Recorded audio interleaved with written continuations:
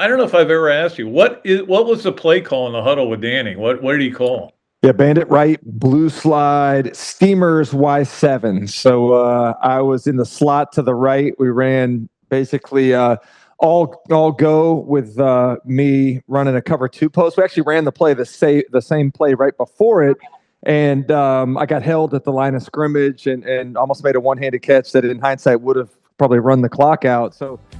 Another Dooley Noted podcast comes to you from the Coach's Podcast Room at Spurrier's Gridiron Grill in Celebration Point. Okay, and welcome into another Dooley Noted podcast presented by Titan MRI and Imaging, coming to you from the Meldon Law Dooley Dome Gator Studios. So glad that you're in here. We've got a great show today. Chris Doering is going to join us. We'll talk to him about a lot of stuff, including it's Kentucky week, right? Doering's got a touchdown. We'll talk to him about that a little bit.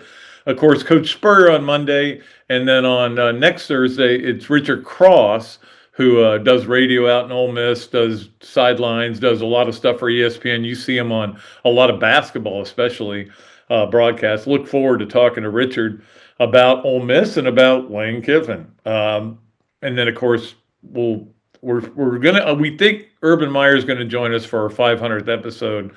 Right now, he's scheduled to join us. We may have to tape it a day earlier, but we'll figure it out. Anyway, I did want to mention a couple of things here real quickly before we get started. I had a big meeting with the people at Patreon yesterday, and they were very, very good talking about it. I'm going to start doing a lot more writing, kind of go back to some lists, going to do the back nine, going to do the grading the Gators. I'm gonna actually continue grading the Gators right through basketball season, and maybe do it during baseball. We'll just see how all that goes. I got to figure some things out. They sent me a long list of things I can do to make it better, but when you get to the point where you're interested in reading some of that stuff, because I've already gotten a lot of emails about the back nine, and I'm just moving over to this different website, Patreon/Dooley Noted will be the way you can find all my stuff there. One thing I will do is put this podcast up there as well. I know it's available in all these other places, but I want to make sure that everybody has easy access to it because we are enjoying doing it. It's a lot of fun. So yeah, I want to keep writing. I want to do more writing. I've got a lot of spare time now that I'm not doing radio anymore. I mean, we talked about that. And some health issues I'm having, and actually ended up spending 6 hours in the emergency room a couple days ago. My blood pressure was out of whack, and I think we got it all resolved. I just took it a little while ago, and it's fine now. It's okay. I got it. I just had to get the right meds in me. But anyway, I'm fine. Don't worry about me. I'm just I'm trying to get healthier. I'm not dying. Let's just put it that way. I hope not. We're all dying, aren't we? Our bodies are just shells, and eventually it'll be gone. And it hurts right now. No, I'm just kidding. All right, let's dispense with all the Pat Dooley talk and talk about what we really like to talk about, which is our Royal Blues starting five, brought to you by our good friend Randy Royal over there at Royal Blue. Of course, he does Royal Blue yacht sales. Mount not working today. We'll get it figured out. Does a great job over there, Randy Royal at Royal Blue Yacht Sales. All right, our starting five. Let's start off with number one, which is, of course, Florida's playing Kentucky on Saturday, 7:30 game. I think you guys all know that. Florida is actually a 3-point favorite, believe it or not. It's hard to believe Florida's favored over anybody right now, even though, and again, there has not been one game this year that Florida could not have won. Every one of the games they played this year, they were in the game and had a chance to win. I mean, gosh, you go back to that Miami game and, it's 13-7 and they go for it and don't get it. The LSU game, LSU only scored 20 points, I mean, they just didn't play well on offense. The Texas A&M game, they're right there, and then it got away from them. Georgia, same thing. And part of the problem is Florida in the fourth quarters has been miserable all year. They don't score a lot of points. They usually give up points. Maybe that's conditioning. Maybe they need to get a new strength and conditioning coach. I'm sure they will. The new coach, I'm sure, will bring in somebody new, and we'll see what happens there. But let's just talk about the game Sunday, okay, or Saturday. If they're playing Sunday, it's a different game. Saturday, they're going to Kentucky. I went back and I rewatched. It was on the SEC network. I mean, it's not like I taped it or anything, but I did rewatch the most of the Kentucky Auburn game where Kentucky got Hugh Freeze fired. In fact, that was a good stat that Mark Stoops has knocked out, or Kentucky has knocked out. I guess Mark Stoops has coaches who coached in their last game. It was Spurrier. I think Malzahn was on that list. Anyway, there was a lot of coaches, including Hugh Freeze. And they're 2-0 against interim coaches. Ooh, that doesn't mean anything to me. But they're going to try to make the game short.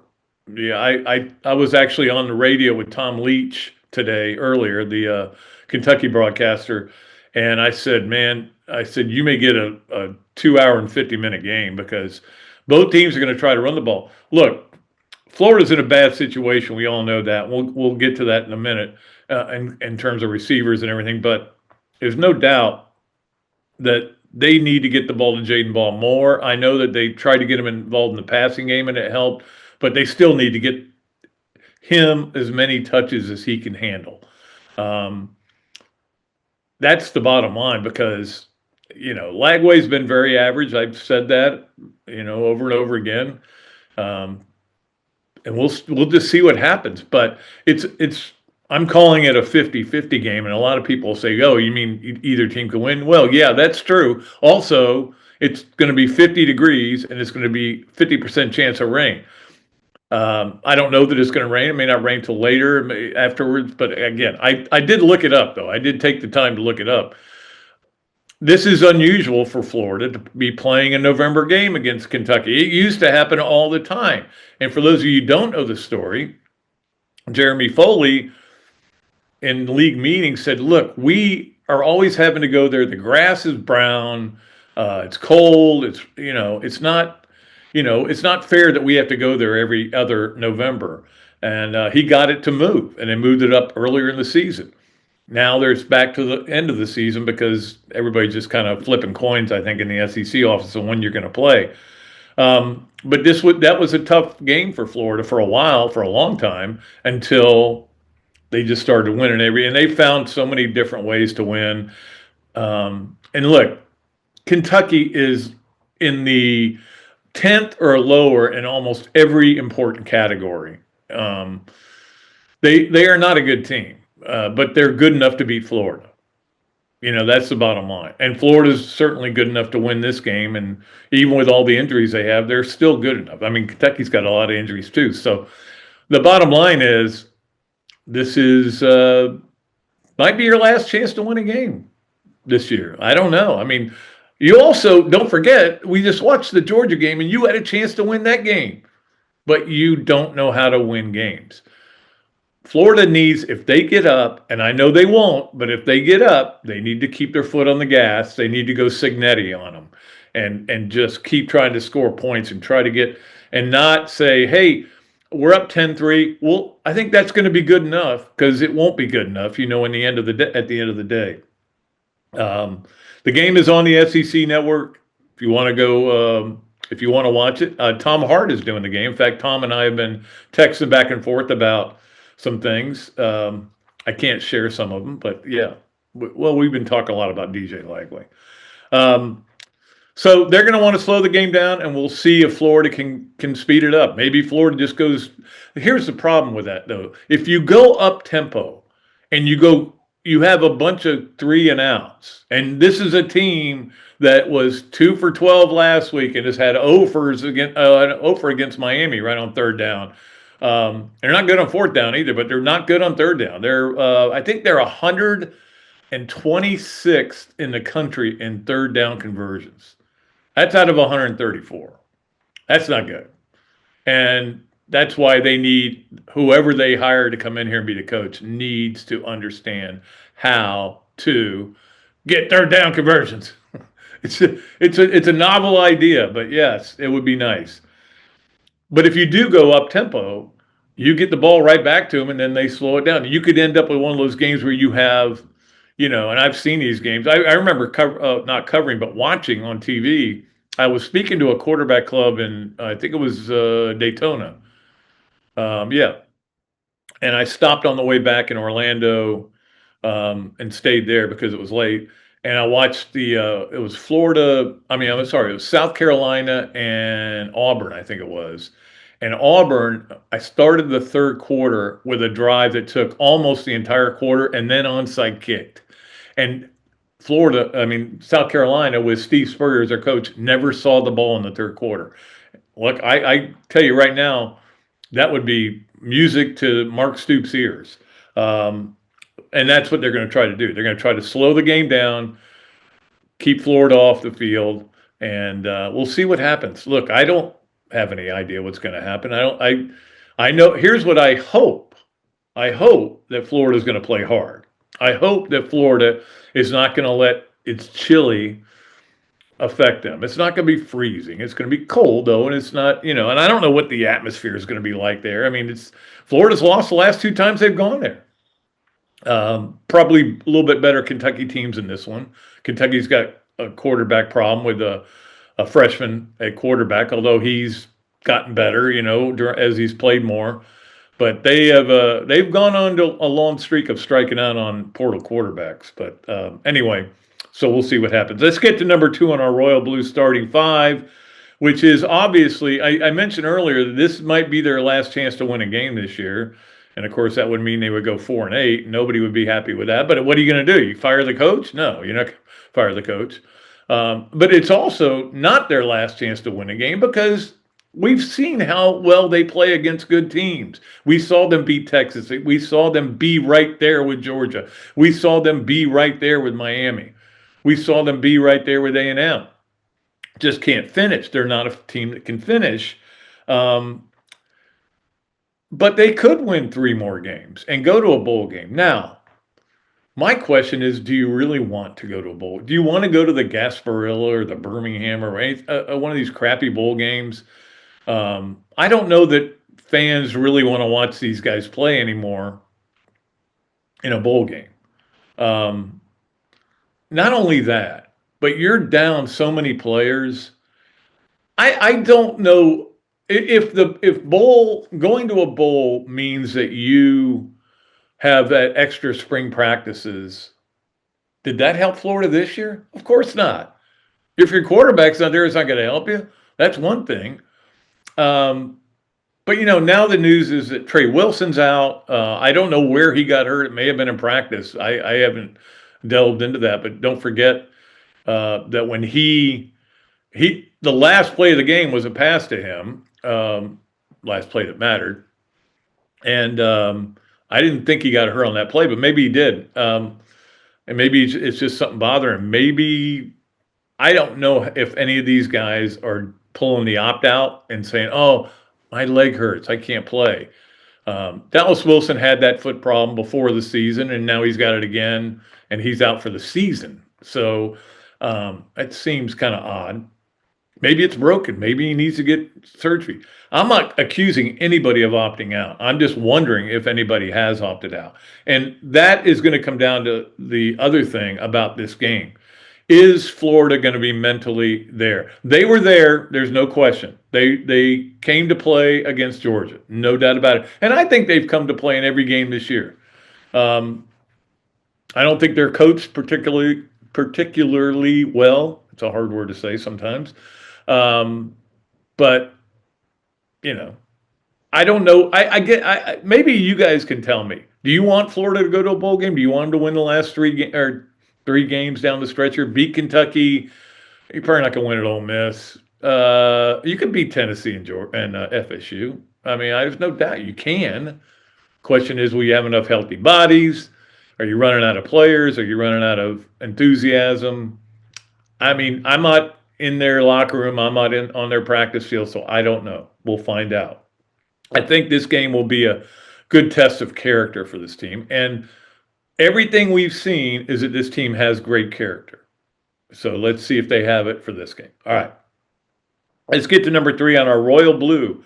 Starting 5, brought to you by Randy Royal and Royal Blue Yacht Sales. First, college football playoff rankings were revealed Tuesday night. I was not surprised at anybody. I think we nailed all but one. I did not have Tech in there, Texas Tech. Instead, I had Virginia in there. Virginia is now 14th, and they're the top-ranked ACC team. It's pretty clear the committee's message to the ACC is you're getting one team in, because you don't have anybody that has been good enough to get in as an at-large. So whoever wins your conference is in. Now, things could change. Miami runs the table, ends up 10-2. But again, the loser of that championship game, I don't think is going to get in this year. I know it did last year, but I don't think it is this year. That was one thing. There is also, you can argue the top 3. You can argue them in any order and be right. It's possible. You could go, I have Texas A&M 1 and Indiana 2 and Ohio State 3, or I have Ohio State 2, or I have Ohio State 1, and I've got, whatever you want to do. It doesn't matter. They're all going to get buys, so it doesn't matter. But the bottom line is, it feels like this committee is relying on people who watch video. And, they said guys are watching. We have some guys watching film, and it's all eye test. It's not strength of schedule. It's not who you beat. It's not who you lost. It's eye test. Who looks the best? Ohio State, yeah, I think they're the best team in the country, probably.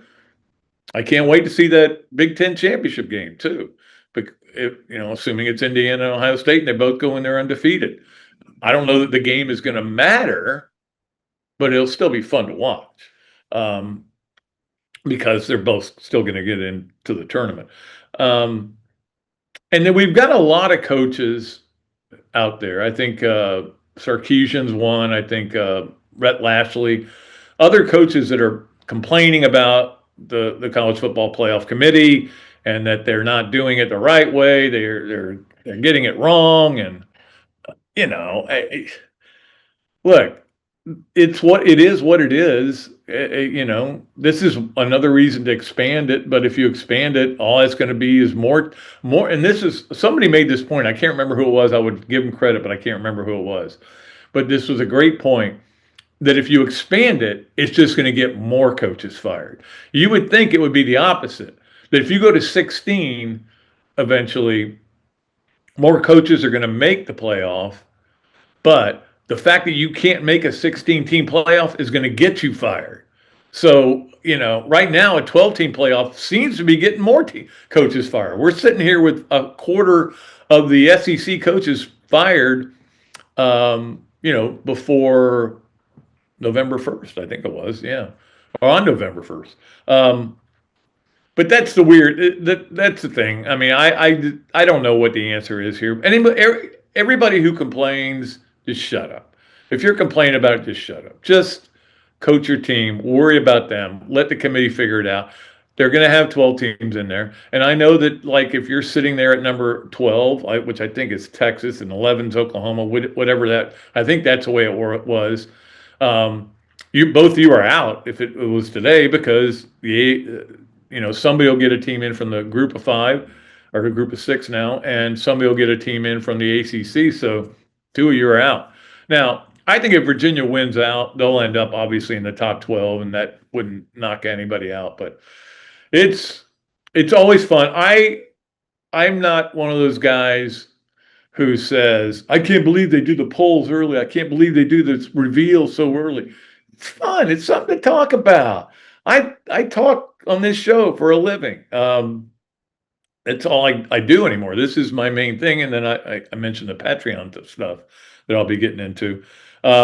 Anyway, we'll see what happens there with the committee, but it's just kind of weird the way it's all going here. And it'll all even itself out. Somebody's going to get left out.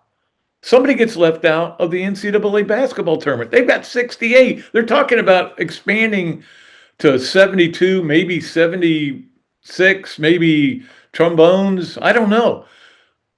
Coaches are still getting fired. and coaches are still going to complain they got left out. It's just the way it is. That's the way any playoff is.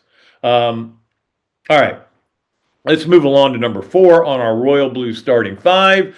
And that is, I did want to mention the basketball game on Monday night because obviously we teased it that it was being played. But certainly the Gators started so great. It looked great. It was unbelievable. I'm like, oh. And I knew when as soon as the words came out of my mouth, I said, oh, you just jinxed it, Pat. When they went up, I think it was 24-12. And they were making everything. And I was like, Gator boys, stay hot. Now, I just said that to the TV. That's the only person that was listening. It's not a person, actually. But I jinxed them right there. And of course, they didn't stay hot. They did fight back after getting down 9, I think it was, and tied the game. But that guy, Koa Pete, is a monster. And that is a concern for me watching the Gators play. The front court was supposed to be their strength. Wasn't very good on Monday night. Condon had 6 turnovers after being named preseason All-American. And Chinyalu had, I think, 5 points and 1 rebound and fouled out. Both those guys fouled out. They got to play better. I mean, these are guys that they're counting on. I thought Hanlock can play pretty good as the third big. And Thomas Houck certainly played great. But they got to figure it out. You know, Boogie Fland is what he is. He's a guy who likes to drive and get fouled and shoot a lot of free throws, but sometimes he takes bad shots. But look, it's one game. I'm not going to worry about it. It's very early in the year. But I do want two things to stop. And I don't know when they're going to stop, and I hope they stop eventually. I had to turn the sound off on my TV. I got tired of it by halftime. One, calling them the defending champs. They're not the defending champs. They're the reigning champs. But even that is irrelevant to everything. You know, yes, it's a big deal that Florida was playing because they were. I don't want to hear it anymore. They're not defending anything. And Billy Donovan made that point. He made that point with a team that brought back all their starters. They still weren't defending anything. I get it. The other thing is, quit talking about Walter Clayton and Will Richard and Elijah Martin. We all know how much we all love those guys, but they're not here anymore. And they're not they may walk through the door eventually, but they're not going to play. So quit talking about it. Let it go. This is a new team. But I get that early in the season we're going to get a lot of that. Hopefully, as we get into SEC play especially, guys quit bringing that up. Anyway, that's my take on that. All right. Yeah, that is the other thing. It's one game, you know. It's one game to start the season against a really good team. I think Arizona looked like a Final Four team, to be honest with you. And I mean, they were in the Sweet 16 last year, and Bradley was one of those guys that helped them get there. He was really good in this game too. But now they got these 2 freshmen, and one of them is he reminds me of a taller Charles Barkley. And I say that because Charles Barkley is like 6'4". I know everybody thinks he's this big guy. He's a big guy, but he's like 6'4". I saw him in the Fiesta Bowl press box one year. Well, the year that Florida was there to lose to Nebraska. And I went, I don't think he's that much taller than me. But he was a beast, and he was a great player. This guy is a taller version of that guy, but the same kind of body type. Anyway, let's move along to number 5 on our Royal Blue starting 5, which is, it was the trade deadline this week. It was interesting, way more interesting than I thought it would be. Obviously, the Sauce Gardner going to the Colts from the Jets. He went from 1-7 to 7-2, and I think he's pretty happy about that. Quinnen Williams, of course, former Alabama player, got traded from the Jets to the Cowboys. That was a big deal. Jacoby Myers goes to Jacksonville. I don't know. You know, I think he's a good player. They got to get Trevor Lawrence figured out. And again, Williams is at the end of he's not at the end of his career, but his his production's dropped off. And maybe it's just because he's playing for the Jets and you just go, hey, why am I even bothering? I get that. But it certainly was interesting on the trade deadline. Usually it's kind of a sleeper, but it was interesting. But look, the bottom line is there's so much parity in this league right now. I couldn't tell you who's going to be in the playoffs at all. I could guess, but there's no guarantees of who's going to be in there. It's just going to be another fun Sunday watching football, and hopefully we can watch it after a Florida win. That'd be nice. Haven't had a whole lot of those. Well, actually, there's only been 2 of them because the first game there was no NFL games the next day. Long Island. Texas, there was one, and then who else did they win? I beat. I'm trying to remember. That's how bad it's been. Oh, Mississippi State. Yeah, those 2 games. Yeah, you got to watch Sunday, and you were enjoying a Gator win. Of course, on one Sunday, the coach got fired, so that wasn't a pleasure. All right, let us take a break. When we come back, the great Chris Doering is going to join us. Can't wait to talk to him on another Dooley Noted podcast, presented by Titan MRI and Imaging, coming to you from the Meldon Law Gator Studios. Here are just a few reasons why doing business with the Royal Blue puts you at the helm of your boating lifestyle. 1, the longer we have your listing, the lower percentage commissions you will pay. 2, survey reimbursement for qualified buyers. 3, detail reimbursement for qualified sellers. 4, on-the-water delivery orientation availability. Call us today to schedule a consultation to see what Royal Blue can do to solve all of your boating needs. Call Randy at 850-974-1294. Titan MRI, North Central Florida's premier independent diagnostic testing MRI facility. At Titan MRI, we're focused on you, the patient, having a great customer experience. Our MRI equipment is modern and 75% quieter than any unit in its class. And our MRI unit has one of the largest openings of any of the newer high-strength MRI units, which allows comfortable scanning for potential claustrophobic and larger patients. At Titan MRI, we look forward to serving you. Hey Gator fans, the holidays are here, and you know what that means. Great food everywhere. Pies, cookies, all the food we just can't resist. But here's the thing, you don't have to give it all up to lose weight and be healthy this holiday season. BMI TeleMed can help you enjoy the holidays and keep your weight on track. Their medical weight loss program gives you the medication and the support and the guidance you need. You can still enjoy the holiday food, you'll just eat less of it, so you can actually lose weight and not add the pounds most of us do this time of year. Start the new year ahead of the game. Visit our friends and Gator alums, Charlie Gonzalez and Bob Parado, at bmitelemed.com to learn more. That's BMI TeleMed, achieve and maintain. Okay, welcome back to another Dooley Noted podcast presented by Titan MRI and Imaging, coming to you from the Meldon Law Dooley Dome Gator Studios. It's Kentucky week. Guess what that means? We have to bring on our guy who, when he hears the words Kentucky, goes, I remember that night. Chris Doering joins us now from the SEC Network. Chris, how you doing, buddy? Patrick, good to be on with you, man. Do you think other people remember? I'm not sure that everybody remembers that anymore. I mean, it's let's be honest, it's been 32 years since that occurred on September 11th, 1993. So I'm glad you remember, but I'm not sure that the majority of the fan base does. Well, I think when a lot of people think of September 11th, they don't think about your cat. No. Think about some other things that happened that were certainly tragic. But I don't know if I've ever asked you, what was the play call in the huddle with Danny? What did he call? Yeah, bandit right, blue slide, steamers Y7. So I was in the slot to the right. We ran basically all go with me running a cover 2 post. We actually ran the same play right before it. And I got held at the line of scrimmage and almost made a one-handed catch that in hindsight would have probably run the clock out. So worked out. Nobody would ever heard of you. Yeah. Yeah, exactly. But, great job, by Danny. They played cover 2 behind with man underneath. And Danny knew that everybody probably expected Jack Jackson, who was to my right, to get the football kind of pumped out there. Took the right safety that was over the hash over top of me that way. And then I caught that play is supposed to hit at about 18 to 22 yards.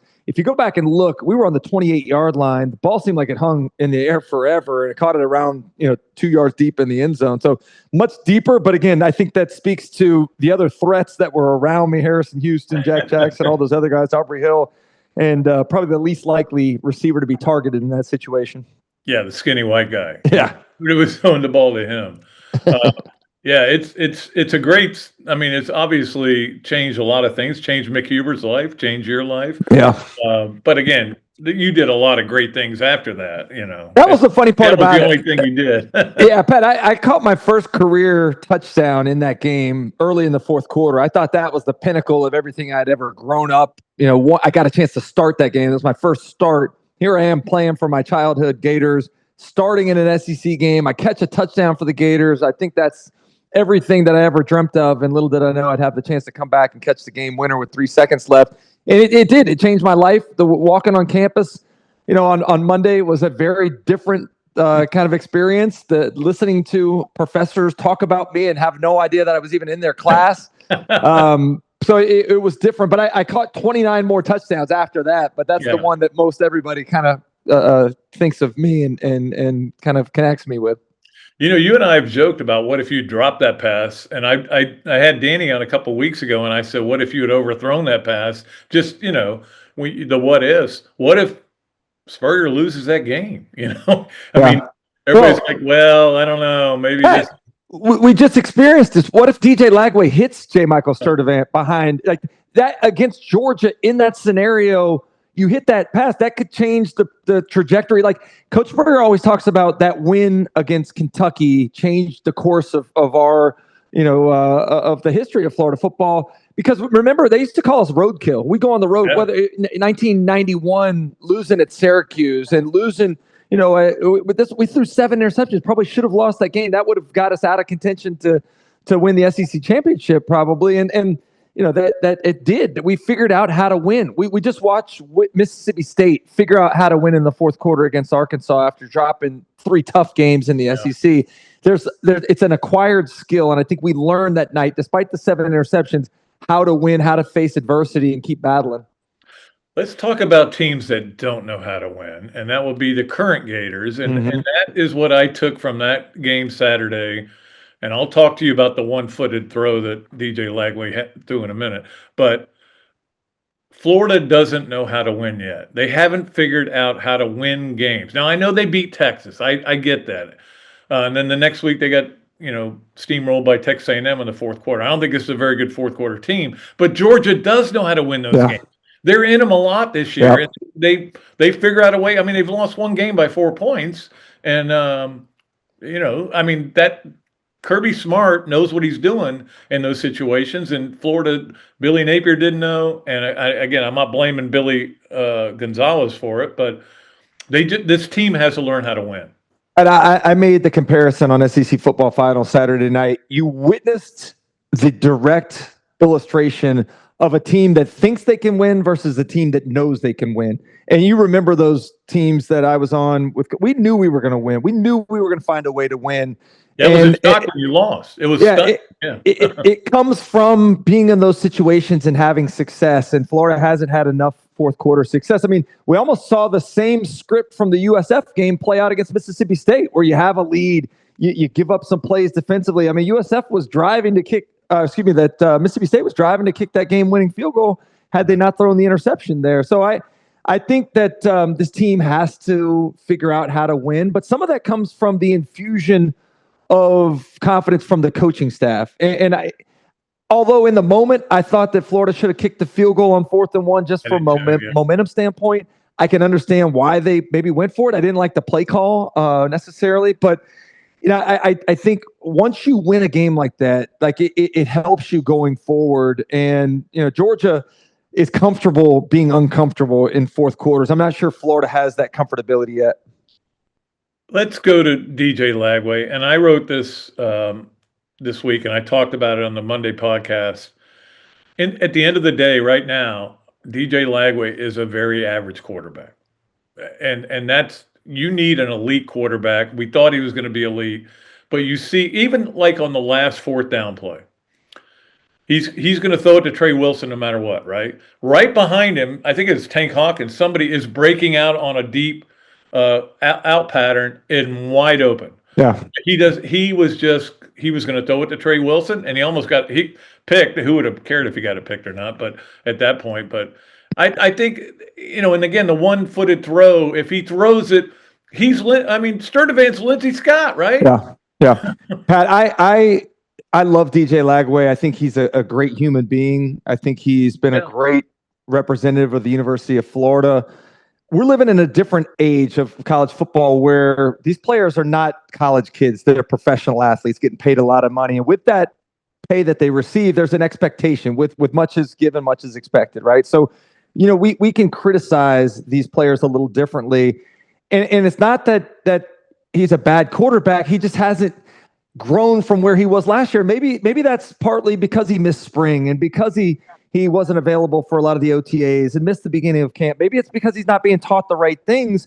But you go back and watch the tape, there's 5 or 6 plays in addition to that Mike Sturdivant throw that were there. And the difference between a good quarterback and a great quarterback is that there's a handful of plays that present themselves. And in those moments, you have to be able to take advantage of them. DJ Lagway doesn't necessarily know where to be looking in some of these situations. And certainly the mechanics, the footwork, those things are preventing him from being successful. You got Tank Hawkins wide open on a corner route versus cover 1 at the end of the first half. That play should have been a big gainer there. Down in the when we settled for a field goal in the first quarter, they have a perfect play in a stacked formation to the left where DJ's eyes are to the right on the slant. There's a pick playing man coverage and a receiver wide open over the middle of the field. You got basically the same thing I talked about in my Kentucky play. You got a guy in the slot that's running a cover 2 post against 2-man coverage that I think it was the tight end that was open. These are plays that have to be made. You have to trust your protection, which I don't think he does. I don't know why. But you also have to use fundamentals, throw on platform. You don't need to be Patrick Mahomes. You don't need to make these amazing throws when a good solid set your feet and throw will get the job done more times than not. Yeah, we're sitting here in a world that is different. You're absolutely right about that. And this is why the boosters now are running the athletic departments, because they're giving you $2 million for a good quarterback, and then the quarterback doesn't produce, whoever it is. I'm just saying in the whole country, and that quarterback doesn't produce, and they go, "Hey, I gave you $2 million. Now I want this guy out of here." Yeah. And we've seen it with 4 different coaches in the SEC. It's amazing. I didn't think anybody was going to get fired this year because of the settlement.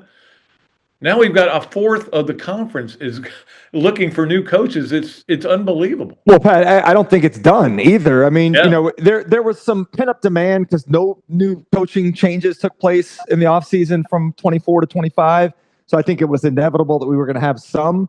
But to have this many this early in the season, 3 straight Sundays, we've had to deal with coach firings in the conference. And you go back to what you said about the money that's being given. Look no further than Penn State. They went all in on their roster and going out and getting Jim Knowles as their defensive coordinator. And you're right. If you don't win those ball games, there's going to be an even quicker reaction on, wait, what about my return on investment? And everybody having a say. Now, if you want the money, you got to give me your ear, and I have to have a little bit of input. It's a totally different world right now, and it's only going to get more difficult as we add a 9th conference game next year.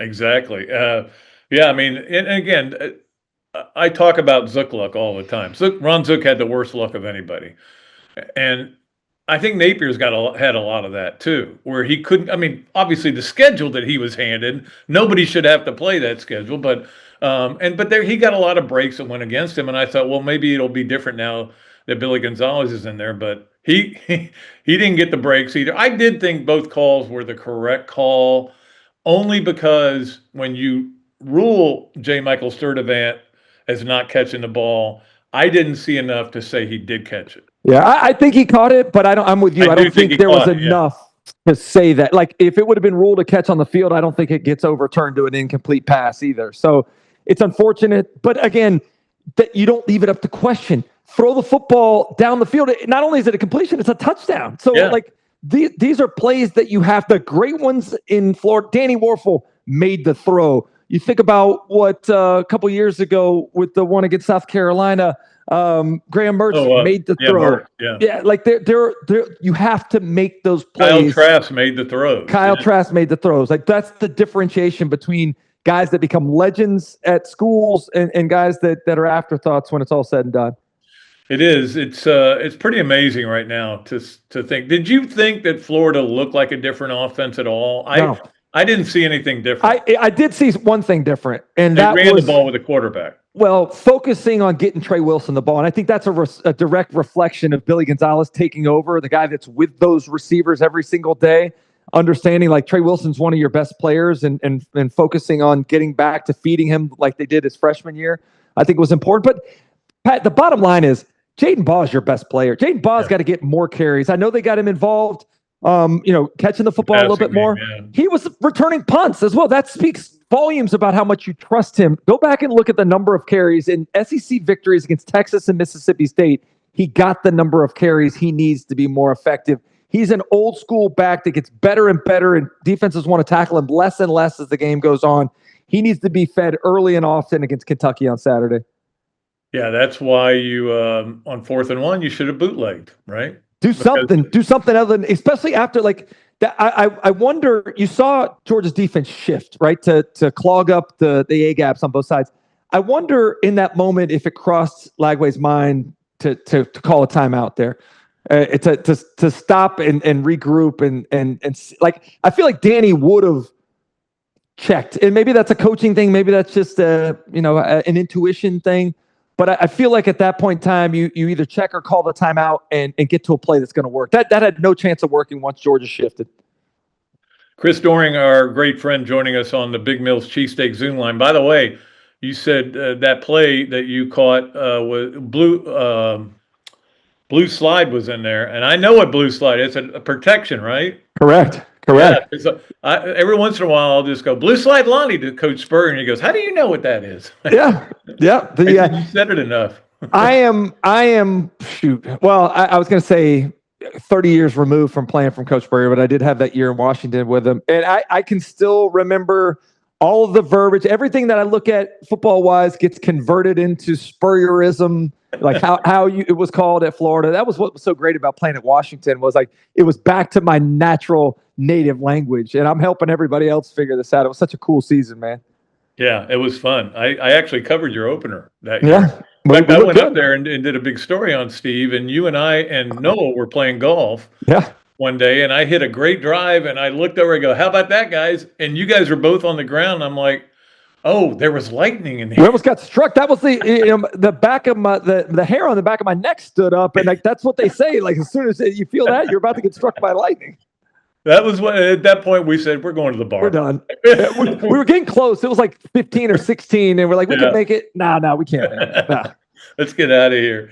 All right, we need to play Yes, Nowhere, Maybe with our good friend Chris Doering. He does a great job on the SEC Network, and you guys, I mean, that's all I watch on the weekends. I don't watch any of the pregame on the ESPN. They do a good job, but I'd rather just stay with the SEC. So I'm so lucky to be with such a good group of people focused on the conference that I love, that you love, that we all love the most, and what we're able to do on Saturday nights and the depth that we go into these games. I mean, we got 6 games this week involving SEC teams, 5 SEC on SEC games. Like, we're going to go so deep into these. And I think this could be a wild weekend, Pat. I think this could be the weekend where we have a lot of upsets. I mean, we had some dangerous games. Georgia's walking into a hornet's nest in Starkville.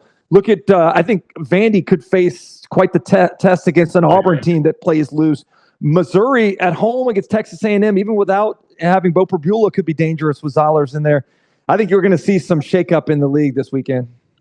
Well, you could see a lot of shakeup. I mean, that's the cool thing. What was your take, by the way, on the? I got all but one right on the first reveal, the 12 teams. The only one I missed was Texas Tech. I had somebody else in there. I can't remember who. Yeah. But obviously, I thought it was about what I thought it would be. I thought Indiana should have been ahead of Ohio State. Ohio State. I think Texas A&M could be ahead of Ohio State. At Texas A&M, if you look at who they've played in the SEC, the combined record against conference opponents is 6-20. In fact, 5 of their wins, 4 of those coaches have been fired subsequently. So I think we find out something about A&M this week. But I think we got 4 teams solidly in the playoff field right now. I think Vanderbilt got disrespected being behind Virginia and Louisville the way that they were, with 2 quality losses against Alabama and this past weekend, against Texas. I'm anxious to see. I think Notre Dame. I never advocate for Miami, but Miami being 8 spots behind Notre Dame after having beaten them in week 1 and having the exact same record just confuses me too. Who is Notre Dame beat? Again, it's not every year is supposed to be individual in and of itself, as you've talked about it a lot, but the committee is tasked with that. But I think Notre Dame and Ohio State are living off of reputational things from last season. Absolutely. And I think because Ohio State's a defending champ, if they didn't win that game, I think a lot of people would go, I'd put them at number 2 in Indiana. All right, it's time to play Yes, Nowhere, Maybe with Chris Doering, brought to you by Big Mills Cheesesteak. Street dining done the right way. If you go in and say, hey, I listened to Doering on another Dooley Noted podcast, you get free French fries with your order. And we appreciate our good friend Keith Miller over there at Big Mills Cheesesteak. I know you've had some Big Mills Cheesesteak. Oh, yeah. Just playing in my golf tournament, you get it. That's right. All right. Number 1 on Yes, No Way, or Maybe, Texas A&M and Alabama will play for the SEC championship in Atlanta. That's the Texas. You said Texas and Alabama or Texas A&M? A&M. Okay. Yeah, because Texas still has we think about we left Texas for dead after that Florida loss, but they've got 1 loss in the conference right now and play Texas A&M in the final game of the season. I don't know if Texas can win at Georgia next weekend, but man, that could be a dangerous team. I'm gonna say reluctantly. I'm going to say no, actually, because I have done the analytics. If there's a 4-way tie between Texas A&M, Alabama, Georgia, and Ole Miss, it would actually go to Alabama and Georgia. More things change, the more they stay the same. So I'm going to say it's not going to be those 2 teams. Okay. Well, I want somebody to root against or somebody to root for, so I just got to figure out who's going to be. You know me, I'm the king of negative rooting. Yeah. All right, number 2 on Yes, Nowhere, Maybe with Chris Doering. The SEC gets 5 teams into the college football playoff. Yeah, speaking of analytics, again, I think ESPN's analytics have us getting 4 at like a 97% chance, and I think getting 5 is like a 79% chance. I don't think it's a matter of if we get 5; it's a matter of which 5 we get in. Yeah. And again, if Texas can find a way to go unscathed the rest of the way, which is going to be tough, given they got to go to Athens. I think that they're a team that nobody wants to see in the first round of the college football playoff. Absolutely, and that is going to be a interesting game to watch.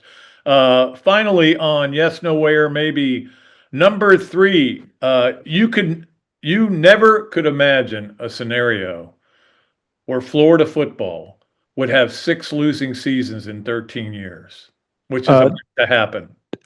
Yeah, I don't know if I'm supposed to say yes, no way, or maybe, but I cannot imagine that happening. There was a time when we're winning, we're going to SEC championships every single year. Even once Urban Meyer took over, winning national championships, I never could have imagined not having an 8-win season, let alone not winning 6. It just, that should never happen at the University of Florida, and I think it speaks to just how far the program's fallen since Urban Meyer left.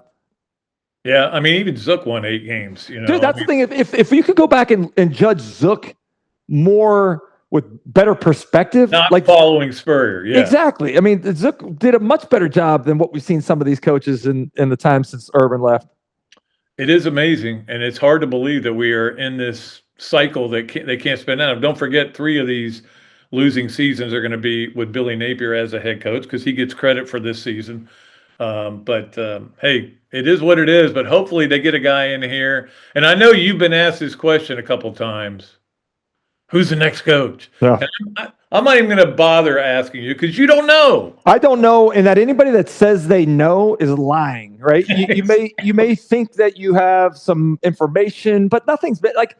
I know everybody wants Lane Kiffin, but I'm not even sure Lane Kiffin knows what Lane Kiffin's going to do next year. So I don't know how anybody else can think that either. Yeah, it's hey, always enjoy you, man. You're a good. Thank you, man. You're my boy. Right, we'll be back with more of another Dooley Noted podcast presented by Titan MRI and Imaging, coming to you from the Meldon Law Gator Studios right after this break. Gator fans, football season is here. What's better than seeing the Gators back on the field? Easy. seeing amazing speakers and fellow Gator fans weekly at the Gainesville Quarterback Club. Held every Tuesday night of a home game at the Best Western Gateway Grand. Enjoy happy hour, great food, valuable insights from yours truly and Andy Staples, plus notable speakers throughout the season.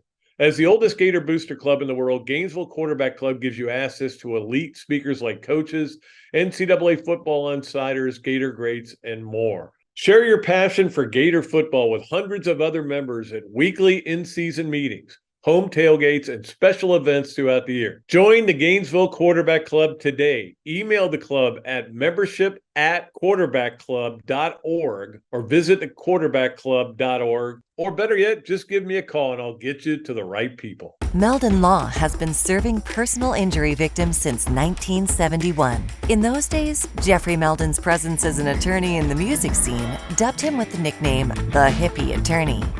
And although times have changed, two things haven't: our commitment to bettering our community by helping the injured, Albert, are you ready to go to the game?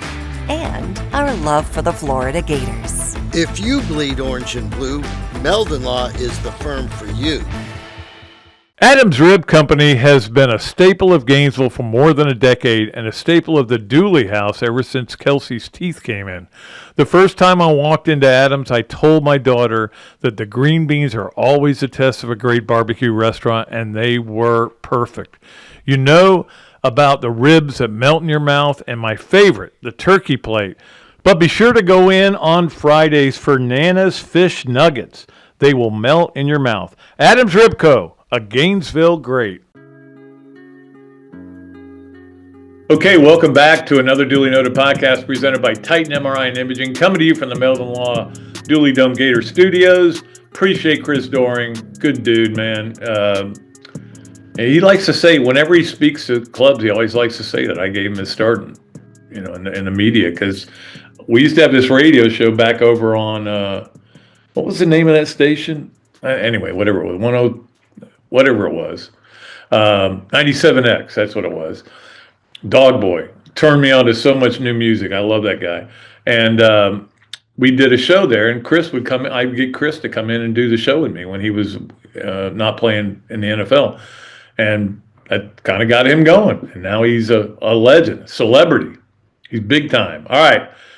Let us get to our Hesser and Kipke 3 things, brought to you by our good friends, Ken and Jen, over at Hesser and Kipke, 352-339-9920 for all your workers' compensation and family law needs, and www.hklawfl.com if you want to get a hold of them.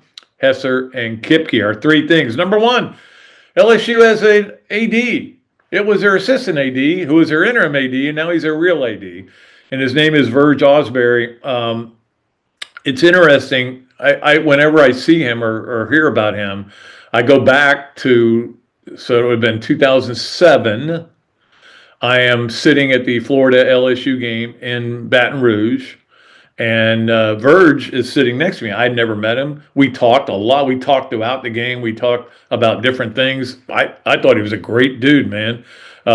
Liked him very much. So I kind of root for him, and good for him. Good for him to get that job on a permanent basis. I don't know how permanent it's going to be the way things go out there, but LSU at least has an AD, and they do have I don't think they have a president. They have a governor. We know that.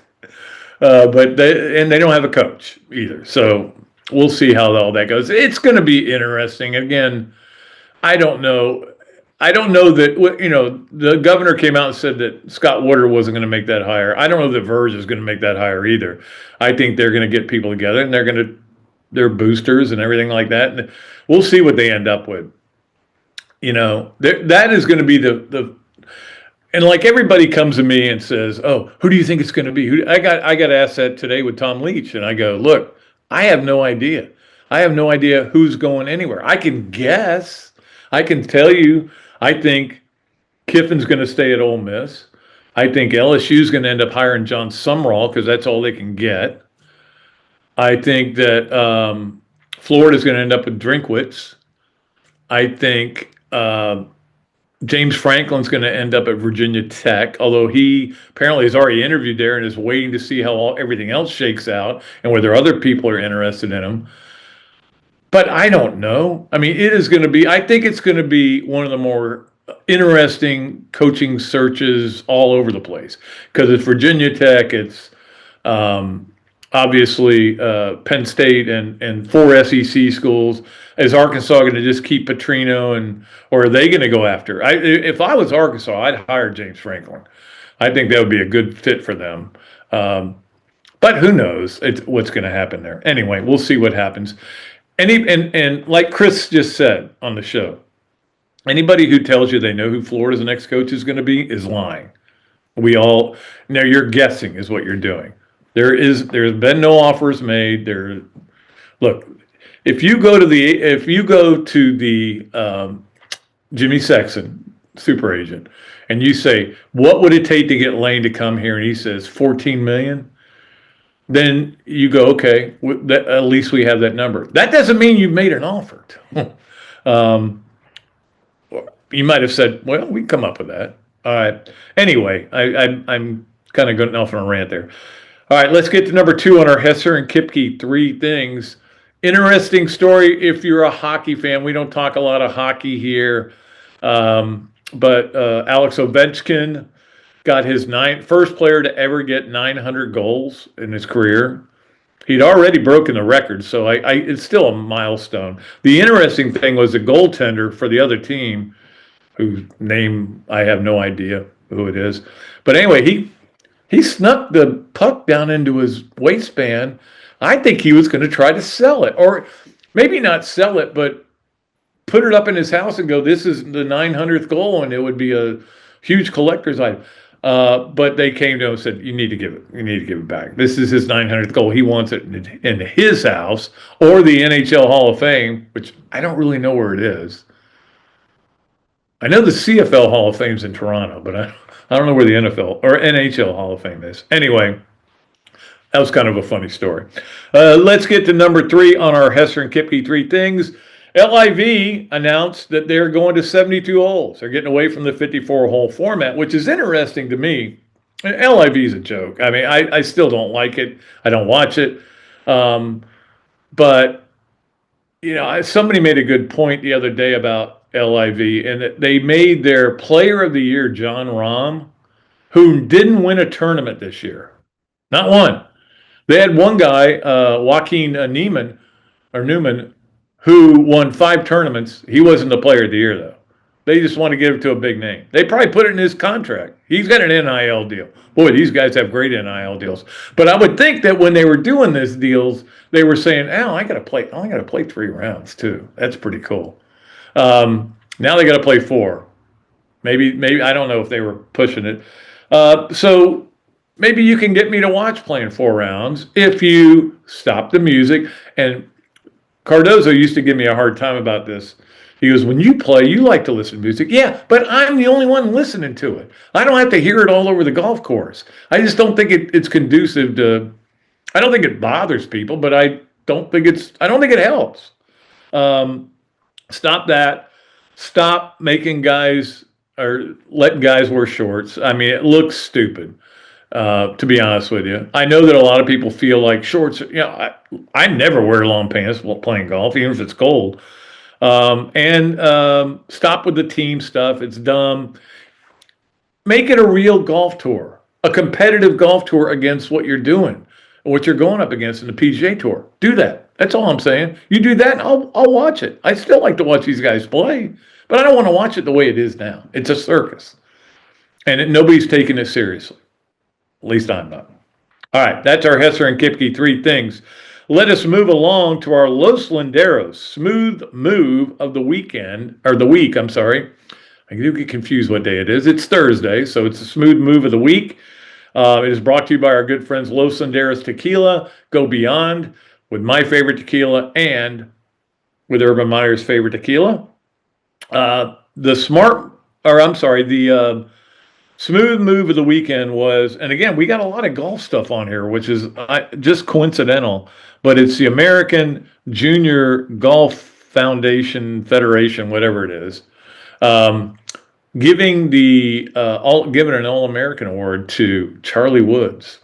Now, nobody's going to pay attention to your, and I'm not saying he's not worthy. I have not followed him. I know it's where he's ranked and everything, and maybe he wouldn't be. Maybe he's the Notre Dame of golf rankings. Notre Dame is ranked in football.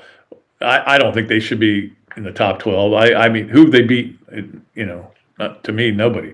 Their best thing is that they've got 2 good losses, but they lost. Anyway. For Charlie Woods to be named All-American, probably deserving of it, but it was a very smooth move to get him on that list because not only is he Tiger Woods' son, but Tiger Woods was I think 2-time All-American, and it keeps the legacy going and everything. And and you're going to pay attention to it. It makes the ESPN list of top stories. If Charlie Woods isn't on that list, it ain't making it. Nobody's even knowing who's on the list. Smooth move. Whether he deserved it or not, I assume he did deserve it. I don't follow junior golf that closely, but anyway, look, Florida's recruiting this kid. I hope he comes here. It'd be great. If he's an All-American, just go after him hard. And again, that is another story for another day. But I still don't know what's going on with Florida trying to build this new facility. And there's been 2 different places I've heard it, but I haven't seen any shovels turned yet, turning over dirt. So we'll see what happens, but it'd be good if you could get that done right before he comes, if he comes. All right, let's move along to our BMI TeleMed smart move of the week, and that is, of course, brought to you by our good friends at BMI TeleMed, your weight loss specialist. 727-383-1677. Achieve and maintain with BMI TeleMed, which I have done, and a lot of people have done. I keep getting emails from people telling me how much weight they've lost, and I know that the numbers are very high for them. Again, we got another golf thing. It's just totally coincidence, but the smart move of the week, I'm sorry. I keep doing that. I'll try not to. The smart move of the week belongs to Derek Sprague. And you don't know who Derek Sprague is, right? Derek Sprague is the CEO of the PGA of America. And he wrote a long letter to Rory McIlroy and apologized for the way he was treated.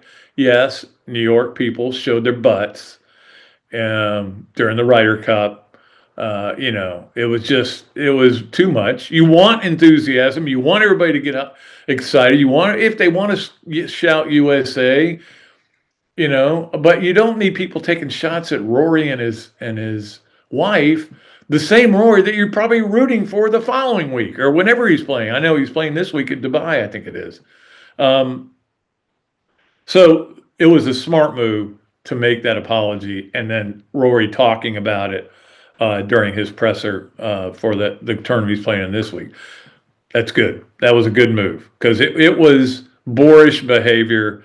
I know that it's a different crowd at Bethpage, but you can still act like a human being. That's all I'm saying. All right, let us move along to our Adams Ribco Gator of the Week, and we've got a couple of them. In fact, I could probably give you 2 or 3. But I'm going with Liv McGill. Liv McGill in the Gator opener Monday night had 26 points, 9 rebounds, and 5 steals. That's a pretty good night for anybody. I know they were playing UNF. I get it. Actually, were they playing UNF? I think they were. Anyway, yeah, they were. And we're giving it to Will Richard. Will Richard started last night, first start of his season, 30 points. Now they lost without Steph Curry. Steph Curry was out. He's got an illness of some kind.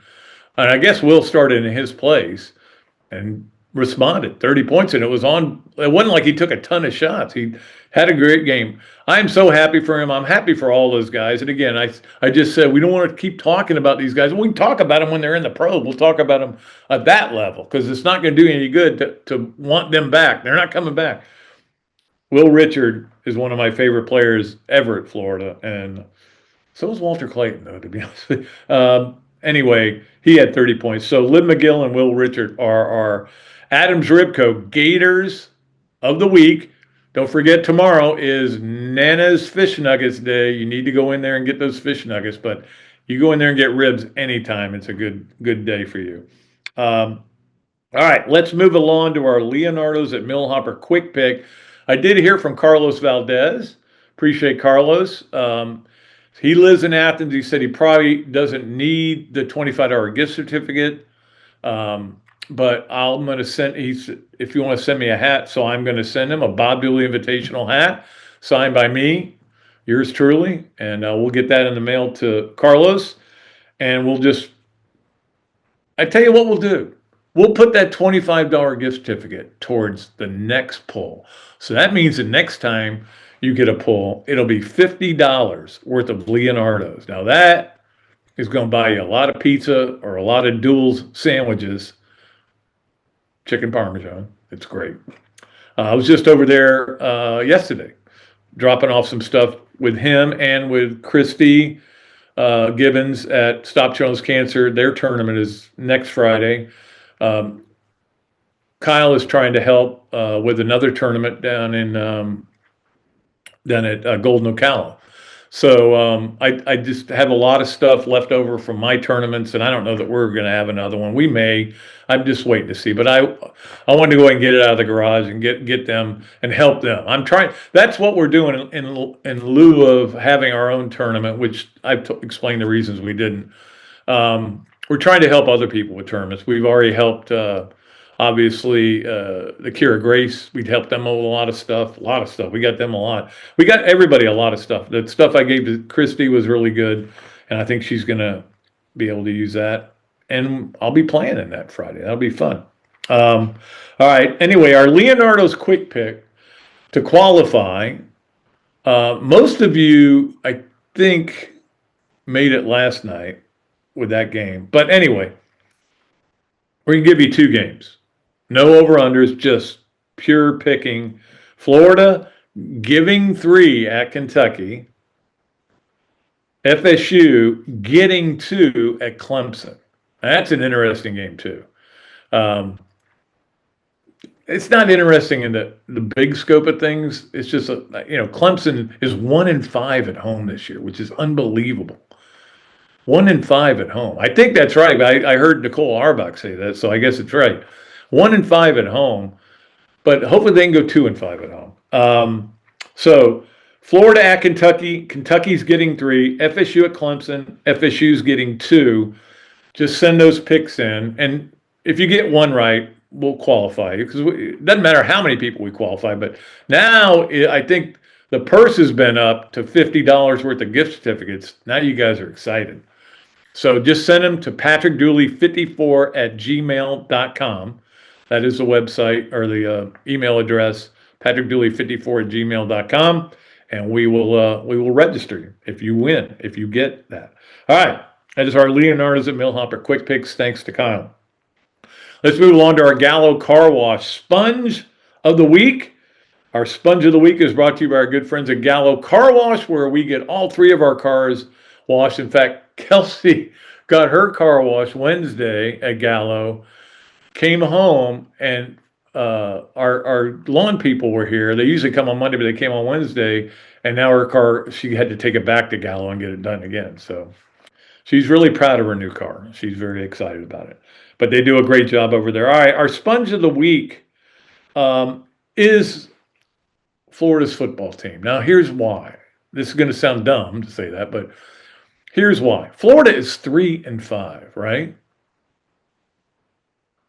They were 7.5-point underdogs against Georgia. But guess what? The ratings for that game were the highest for college football on that weekend. 7.8 million people watched it. That's the highest of any. There were a lot of good college football games last week. Florida, Georgia was still the highest. Some of it is because it's Florida, Georgia. We love that. Some of it is because the game was good. It was interesting, and people stayed with it. But the bottom line is the Gators still are a brand. They're a big brand, a major brand, and they do bring eyeballs. So they are our Gallo Car Wash Sponges of the Week. All right, let's move along to this, that, and the other. This, that, and the other, as always, is brought to you by our good friends And we do have an opening here. If you want to, again, just email me, patrickdooley54@gmail.com, and we will get that information to you if you want to be a sponsor. It's sponsored by Notary Joe.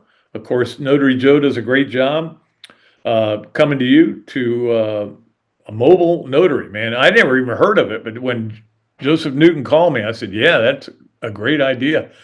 It's 863 is the number, 863-990-4884 to reach him. And it's brought to you by Dar Shakow Insurance for all your home, auto, commercial, and life needs.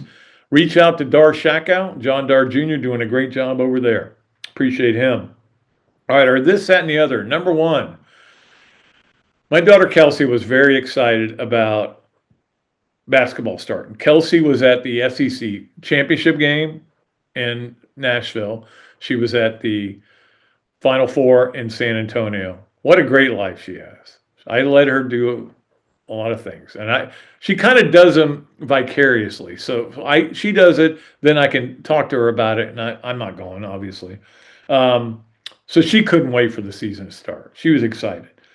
That is, of course, that Florida lost, and we aren't used to seeing Florida lose a basketball game. It's been a long time. It's been since the Georgia game last year that they lost a basketball game. So that was, okay. But that's not the way I looked at it. I go, oh, this is a really good Arizona team. Florida's got to fix some things. They got plenty of time. I mean, they're not going whatever they went 38-4 again this year. That was a team, a very special team. It's still a really good team. Florida's going to be okay.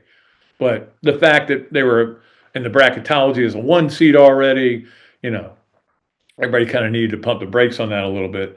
And the other is, on this, that, and the other, is that I'm watching a basketball game Wednesday night, I think it was. Yeah, Texas Duke. I was watching that game. Kelsey walked in and she goes, I can't watch basketball anymore. I'm done. I'm done with basketball. And I'm like, calm down. You got a lot of games to play. It's a long season. You played one game. It's only one loss. But I think she was just disappointed, and I get it. All of us, nobody wants to lose any game in any sport, ever. And if you want Florida to lose in any sport, you're not a Gator, okay? I don't care I've talked about this before, the whole Billy Napier needs to go, so we hope they lose argument. That you're not a Gator if you wanted that. Kelsey is a Gator, I can tell you that much. And she will be back. She will be back probably as soon as tonight when she watches Florida, North Florida. All right. So that is this, that, and the other, brought to you by Notary Joe and by Dar Shakow Insurance. Let's move along to our Gainesville Quarterback Club segment. And because I was in the emergency room, I couldn't go on Tuesday, and I really hated it because my good friend Charles Davis was there. Charles sent me a text afterwards hoping I was okay. I told him I was fine, that I got everything solved. But I talked to Mike Floyd, of course.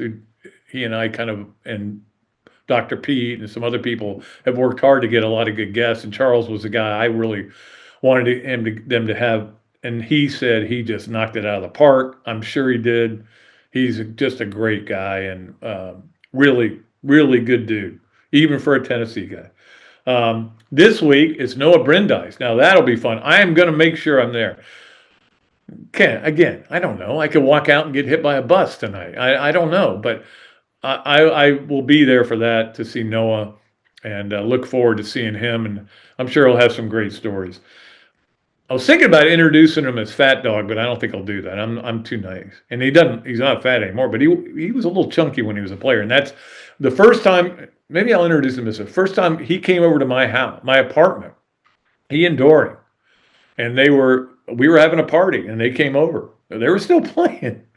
They didn't do anything. I mean, they just came over and said hello to a lot of people, and they wanted to get the pictures taken and everything. That was cool. And I didn't know who Noah was. And he goes, Chris goes, yeah, this guy is Fat Dog. I go, Fat Dog? And he goes, yeah, that's what we call him. And he lost a lot of weight. And of course, was part of one of the greatest wins in Florida history. We'll talk about that with him as well. So that'll be Tuesday. We're running out of time. There are not many left, but if you want to get on, you can still become a member of the Gainesville Quarterback Club. Just go to GainesvilleQuarterbackClub.org or QuarterbackClub.org, either one, and you'll be on it. I'm not sure. Oh, Bob Kessling is next week, and then I think I got to find out who the guest is the following week. Anyway, we'll get to that. All right, let us go to mybookie.ag, which is your home for all the betting needs you have, whether it's on whether it's horse racing, whether it's you want to do a casino betting, and you get half value if you are a new member and you get on mybookie.ag. So if you want to put $500 in, you get $250 free. So that's a pretty good deal that they've got there. If you want to become a member there, and if you use the promo code Dooley, Dooley, that's how you get that discount. So go do it. I didn't do good this week. I thought the Cowboys was a lock bet of the year, and then they go out and they poop the bed. This is why betting is risky and yet exhilarating when you win. It's the rush you get when you win and the depression you get when you lose. I'm okay, though. Here's my bet for this week. Best bet. Indiana giving 14.5 at Penn State. I think Penn State has quit totally, okay? Indiana, if they get up 14, they're going to keep trying to score. They are trying to make a statement every time they go out on the field. I'll take Indiana. I know that Penn State kept it close with Ohio State, and then at the end of the game, what happened? Of course, Ohio State pulled away. And I think that's what's going to happen this week. So that is my bookie.ag best bet of the week, a weekend. Let us wrap it up as we always do with our swamp games of the weekend. We got a lot of stuff going on this weekend. Of course, tonight, Florida men and women are both playing. Both games are on the Plus, ESPN Plus. Those will be interesting to watch. The opponents aren't great, but it's watching Gators. Also, the NFL game Vegas at Denver is on Prime at 8:15. Yeah, I'll watch it probably, but I don't know that it's doing a whole lot for me. All right, let's give you the other games that we always give you, the noon, 3:30, and 7:30 games. At noon, the best game is obviously BYU at Texas Tech. That's a huge game. Texas Tech, a huge favorite, too. They're 10.5-point favorites, which seems like a lot because BYU's pretty good, But it's going to be interesting to watch that game. I'm looking forward to that game. Also, at that time, you have on that game is on ABC. On ESPN, you have Georgia and Mississippi State. Could be a trap game for Georgia after the Florida-Georgia game, especially. Mississippi State can be a tough place to play. It's loud. The cowbells are ringing, clacking. Or I call them, they're not clanging, they're clacking. So those are the noon games, especially that are good to watch. 3:30, yeah, A&M at Missouri is on ABC. That is a good game. Although Missouri without their starting quarterback, I think A&M may just steamroll them. And then the Oregon at Iowa. Now that's a CBS game at 3:30. That is an interesting game. Iowa's found an offense, but to be honest with you, I don't think I've watched 1 minute of Iowa football this year. The SEC is just dominating my viewing, even with 3 televisions. They're all right here, by the way. And they're going to be fired up. But anyway, that's still a game I definitely want to watch on one of the TVs. The 7:30 games to watch are not great. FSU at Clemson, yeah, will I watch it? I'll watch that game. That game is on ESPN. No, I'm sorry, it is on the ACC network, which is kind of the new way of saying it's so unimportant it's on the ACC network. Then you have LSU, Alabama, which again, with an interim coach, I'm not sure that it has quite the cachet it usually does. That's on ABC. And don't forget on Sunday night, Steelers at Chargers. That'll be a good game, 8:20 on NBC. So that'll do it. There's a lot of other games on, obviously, and you guys will enjoy them all. Have a good weekend. It's supposed to get really cold this weekend, starting Sunday, and then Monday and Tuesday, really cold for us. Ooh, 38 it may get down to. But we'll be fine. Take care of yourselves. Patreon is the place to go to read my stuff. In fact, I'm going to post something probably. My goal is to have figured this all out and post grades on Saturday. So go to Patreon/Pat Dooley and you can look at those grades. We're also going to post the podcast up there when we get it. And hey, anyway, appreciate all of you. Appreciate all of our great advertisers. Appreciate Zach, who does a great job putting all this together. We'll be back with another show on Monday with the coach. Until then, I am Pat Dooley. I am deep, I am way back, and I am out of here.